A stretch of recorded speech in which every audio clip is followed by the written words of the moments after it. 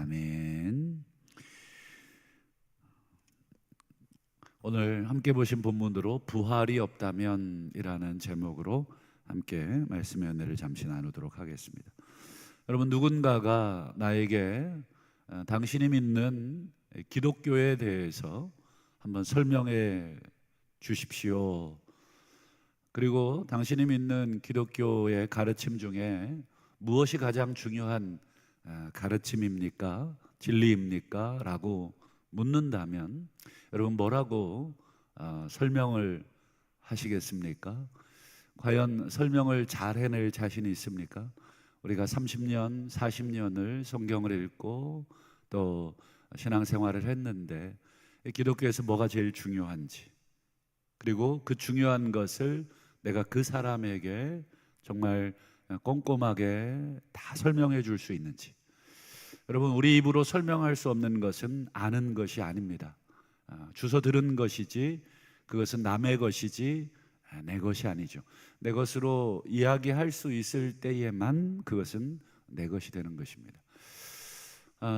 만약에 이것을 사도 바울에게 여러분 묻는다면 오늘 사도 바울은 이 고린도전서 15장에 이 말을 할 것입니다. 우리 기독교가 아마 십자가 신학이 가장 도드라질 것입니다. 뭐 어디를 가든 십자가를 우리는 붙여놓잖아요. 그래서 많은 사람들이 딱 십자가를 보고 기독교가 왜 십자가인지를 어느 정도는 알 것인데, 사도 바울에게 물어본다면 사도 바울은 십자가보다 더 중요한 것은 부활이다, 이렇게 이야기를 할 것입니다.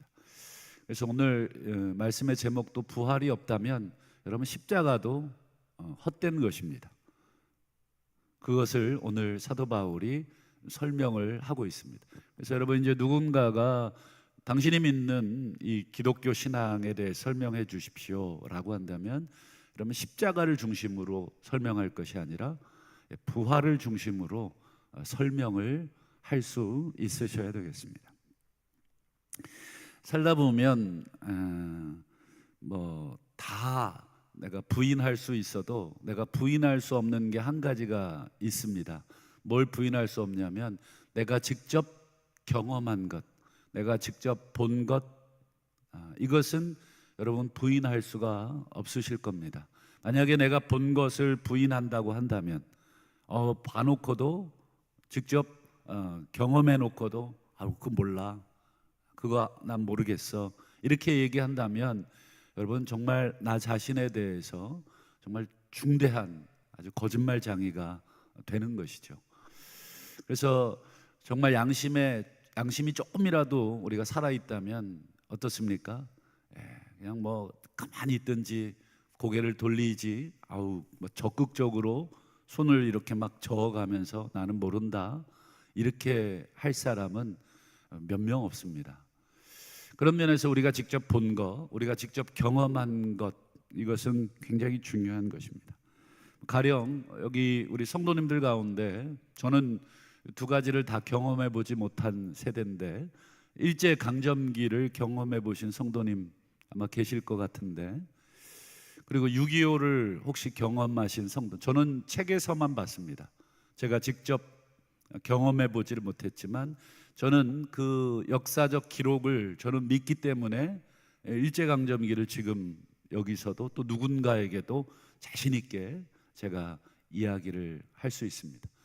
근데 만약에 이 두 가지를 다 경험하신 분이 우리 가운데 있어서 우리 후손들에게 또는 경험하지 못한 저와 같은 사람들에게 막 그것을 생생한 목격담과 함께 그때 막 이랬었다고, 정말 그때 막 이런 사건도 있었다고 막 증언을 하는데, 그 후손들이 내가 막 이야기한 증언들을, 내가 직접 목격한 경험한 그런 사건들을 믿지 못한다면 여러분들 마음이 어떠시겠습니까? 막 복창을 치겠죠. 그만큼 내가 직접 경험한 것은 굉장히 중요한 사건이 되는 것입니다. 오늘 12절을 보시면 사도 바울이 지금 그 심정입니다. 한번 보시면 그리스도께서 죽은 자 가운데서 다시 살아나셨다 전파되었거늘. 여러분 이 표현 하나하나를 꼼꼼히 보셔야 됩니다. 전파하였다가 아니라 되었다. 여러분 전파됐다는 것은 무슨 뜻이겠습니까? 목격자들의 누군가에 의해서 전파가 된 것이다. 수동적인 것입니다. 예수님이 막 이렇게 떠들고 다니신 게 아니라 그 예수님을, 부활하신 예수님을 누군가가 직접 만났고 대화했고 경험한 것이죠. 그래서 막 증인들이 막 전파해서 예수님이 전파되신 것입니다. 그런데 너희 중에, 이 너희라고 하는 것은 고린도 교인들을 말하는 것입니다. 심지어 이 예수를 믿는 사람들 중에도 어떤 사람들은 죽은 자 가운데서 부활은 없다. 부활이 말이 되냐? 죽은 사람이 어떻게 다시 살아나느냐? 이렇게 말을 하느냐? 그래서 바울이 지금 누구를 소환하냐면, 아무리 일제강점기 내가 떠들어대고 6.25 전쟁 떠들어대도 도무지 믿지 못하기 때문에 제가 직접 6.25 참전 용사를 모시고 와서 막 옷을 벗겨가면서 여기 탄환 자국도 보여주고 여기 총에 맞은 거 이런 것들 보여주고 나라에서 받은 훈장 보여주고 이렇게 하듯이 지금 사도 바울이 누구를 소환하겠습니까? 그렇죠. 예수님의 부활을 목격한 사람들을 소환을 하는 것입니다. 그게 바로 5절부터 8절의 내용입니다. 한번 보세요. 게바 베드로에게 당연히 보이시고 그 후에 12제자에게, 그리고 더 중요한 증거들이 이것입니다. 500여 형제에게 일시에, 그 중에 지금까지 대다수는 살아있다, 이 목격자들이. 그리고 7절에 야고보, 예수님의 동생이죠. 그 후에 모든 사도에게, 그리고 8절 지금 만삭되지 못하여 난 자 같은 나도 주님을 목격한 사람이다. 그게 여러분 다메섹에서 그 주님을 목격한 사도행전의 기록이죠. 최소한 500명은 넘는 것입니다. 그리고 대다수가 아직도 살아있다. 이 편지가 기록될 당시가 이제 1세기니까 주님이 돌아가시고 아직 살아있는 분들이 많이 있다는 것이죠. 얼마든지 못 믿겠다는 사람들에게 그 증인들을 소환해서 그때의 이야기들을 다 들려줄 수 있다. 여러분 경험한 것은 아까도 말씀드렸듯이 그걸 부인한다는 것은 정말 힘든 일입니다. 한두 사람 부인할 수 있지만 여러분 500명 이상 되는 사람들 다 한번 인터뷰를 해본다면 그들의 증언, 그들의 목격담은 아마 진실을 말하는 그런 조건 하에서 들어본다면 아마 대부분 일치할 것입니다. 이처럼 한두 명도 아니고 수백 명이 넘는 이 예수의 부활을 목격한 증인들이 있음에도 불구하고 어찌하여 너희들은 예수님이 부활했다는 이 말들을 믿지 못하느냐? 아니면 부활 자체가 없다고 하느냐? 만약 그렇게 된다면 어떤 일이 발생이 되느냐? 어떤 일이 발생될 것 같습니까? 예수님의 부활을 막 부인하면 어떤 일이 발생될까? 제가 한번 이것을 조금 이해하기 좋게 한번 좀 바꿔봤습니다. 만약에 지금 우리가 일본과 영토 분쟁 중인, 분쟁도 아니죠, 일방적으로 일본이 막 자기네 땅이라고 우기는 독도. 여러분 만약에 독도에 대한 역사적 기록이 하나도 없다면 어떻게 되겠습니까? 또 반대로 역사적 기록이 차고 넘치고 실제로 독도에 우리 군인들이 점유를 하고 있는, 실제 점유하고 있는데 그럼에도 불구하고 일본은 뭐라고 얘기하고 있어요? 아니라 독도는 자기네 땅이라. 그래서 일본이 하고 있는 작업이 무엇입니까? 전부 그 자료들을 지금 조작하고 있는, 그 지도를 열심히 막 만들었고, 그리고 전 세계에 여러분 독도 문제 우리나라 말고는 관심 있는 나라가 별로 없습니다. 그래서 이 자기들이 만든 가짜 지도를 계속 이 전 세계에 뿌리고 있잖아요. 그러니 뭐 제3자들은 이거 일본 땅이구나, 지도에 일본 땅이라고 표기됐네. 여러분 이런 자료들이 나중에 100년, 200년 후에는 어떻게 되겠습니까? 그 자료가 그 자료로 독도가 일본 땅이구나 이렇게 되는 것이죠. 여러분 독도에 대한 영토 분쟁도 이런 엄청난 훗날 영향이 있다면, 여러분 부활을 믿지 못한다면 어떤 일이 벌어지겠습니까? 지금 사도 바울의 질문이 그것입니다. 물론 굉장히 많은 것들을 설명할 수 있지만 사도 바울은 이 지면상 몇 가지 아주 핵심적인 것만 설명을 하는데, 오늘은 두 가지만 설명을 하고 말씀을 맺으려고 합니다. 여러분 부활이 없다거나 또는 부활을 믿지 못하면 어떤 일이 벌어지느냐, 첫 번째로 14절을 한번 보겠습니다. 그리스도께서 만일 다시 살아나지 못하셨으면, 이게 이제 조건인데 뒤에 것만 보시죠. 너희의 믿음도 헛것입니다. 고린도 교인들 중에 일부는 다 믿지 않은 것은 아닙니다. 어떤 것을 믿었어요. 예수님의 십자가도 믿고 또 예수님의 가르침도 믿고 또 여러 가지 기독교와 관련된 많은 것들도 믿었는데 유독 부활은 믿지 못했어요. 그러면 이 부활을 믿지 못하면 이 부활을 기초로 해서 모든 것들이 다 쌓여져 있는데, 여러분 이 기초를 믿지 못하면 그 위에 쌓아놓은 무엇입니까? 다른 모든 것도 다 무너지는 것이다. 부활은 기독교의 가장 중요한 기초다. 여러분 이 본당에 기둥이 두 개가 있잖아요. 이거 걸구창스럽게 이걸 왜 세워놨어 하고 이 기둥을 쳐내는 순간 어떻게 되겠습니까? 여기 다 무너지는 것입니다. 지금 앉아있는 자리는 다 무너지는 것입니다. 여기도 쳐야 될 것이 있고 절대 건드려서는 안 될 것들이 있죠. 가짜 벽들, 그냥 사이사이에 발라놓은 그런 벽들은 그냥 쳐도 이 건물을 무너뜨리는데 영향 주지 않습니다. 그러나 여러분 이 기둥, 아주 핵심이 되는 기둥들을 친다 그러면 이 건물 자체는 무너지는 것입니다. 여러분 우리가 쌓고 있는 모든 믿음들, 우리가 가지고 있는 모든 십자가에 대한 사랑, 예수님이 날 위해 죽으셨지 라고 하는 그 모든 믿음들은 전부 부활이라고 하는 것이 있었기 때문에 그게 사실이다 라고 하는 것이죠.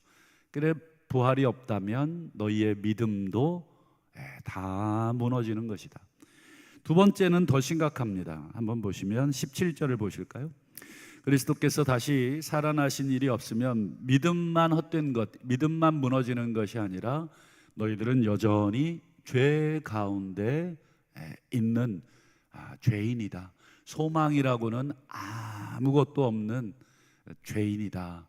그리고 그 미래조차도 지금 죄인인 것처럼 미래에도 여전히 죄인이 될 것이다.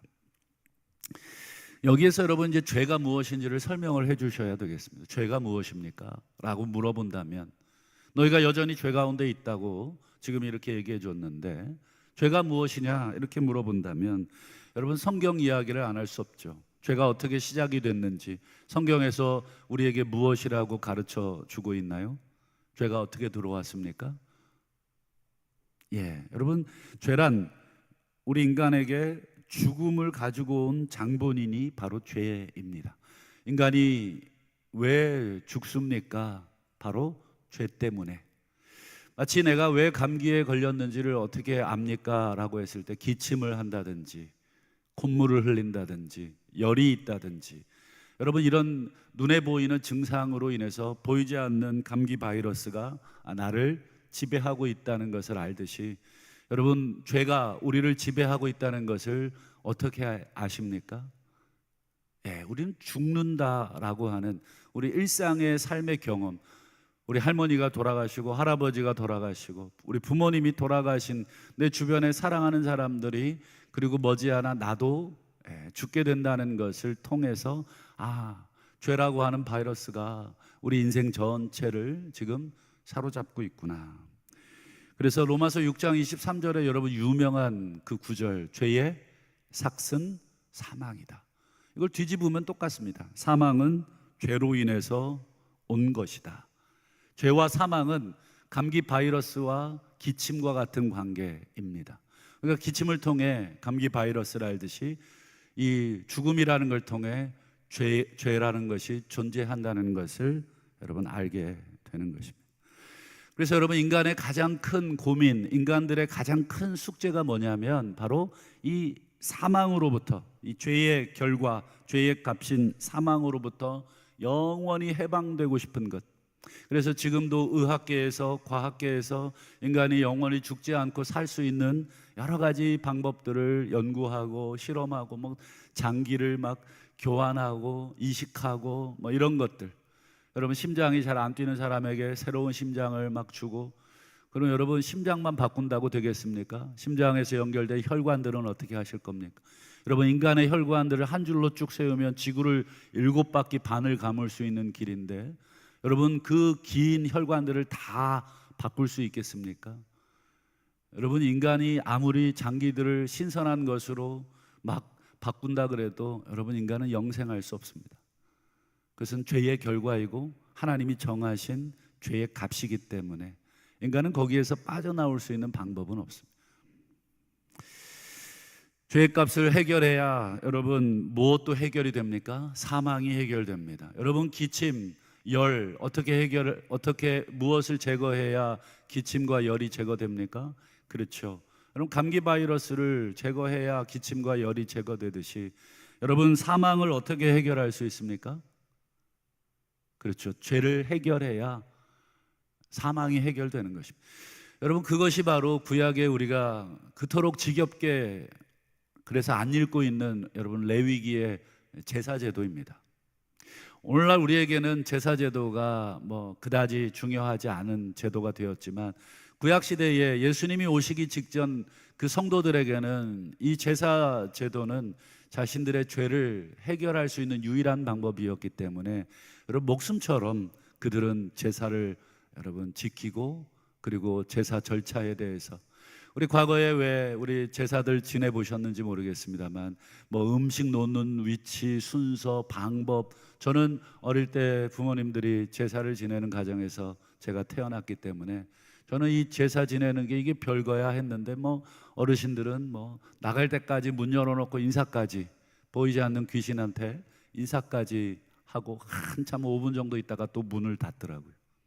또 음식을 뭐 빨간색은 이쪽에 두고, 뭐 흰색 계통은 이쪽에 두고, 앞쪽 계열은 또 뭘 놓고, 그걸 다 외우고 계시는 게 신기할 정도였습니다. 하물며 여러분, 우리의 죄의 문제를 해결하는 제사 문제는 굉장히 중요한 레위기의 제사입니다. 하지만 여러분, 제사 제도의 원형, 모든 죄를 해결받을 수 있는 제사 제도의 원형이 누구십니까?